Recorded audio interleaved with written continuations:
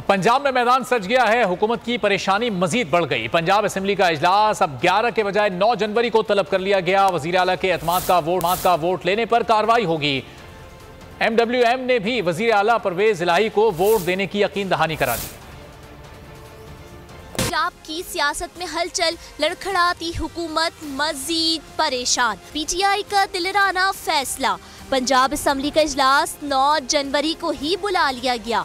इससे कबल इजलास 11 जनवरी को तलब किया गया था। PTI वजीर आला के लिए नंबर्स पर एतमाद। तहरीक इंसाफ के रहनुमाओं का कहना है कि वजीर आला एतमाद का वोट हासिल कर लेंगे। अब असेंबली में तहरीक इंसाफ के रुकन सैयद जहरा नकवी का वजीर आला के साथ इख्तिलाफ का मामला भी हल हो गया। इमरान खान की हिदायत पर डॉक्टर शीरी मजारी और असद उमर ने MWM के रहनुमा राजा नासिर अब्बास से राब्ता किया। PTI रहनुमा के MWM के सरबरा को यकीन दहानी। रहनुमाओं का कहना था कि MWM के तहफ़्फ़ुज़ात को तरजीही बुनियाद पर हल किया जाएगा।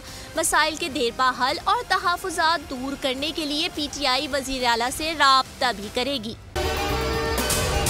अगर आपको ये वीडियो पसंद आई है तो हमारे चैनल को सब्सक्राइब करें और बेल आइकॉन पर क्लिक करें। सबसे बड़े चैनल बोल न्यूज के एंकर मखदूम शहाबुद्दीन के प्रोग्राम अब बात होगी ने रेटिंग के तमाम रिकॉर्ड्स तोड़ दिए। मैं हूं मखदूम शहाबुद्दीन और आप देख रहे हैं अब बात होगी। 46% नाजरीन ने बोल न्यूज को देखा। सोशल मीडिया पर भी सबने सब्सक्राइब करें और बेल दबाएं ताकि कोई खबर रह न जाए।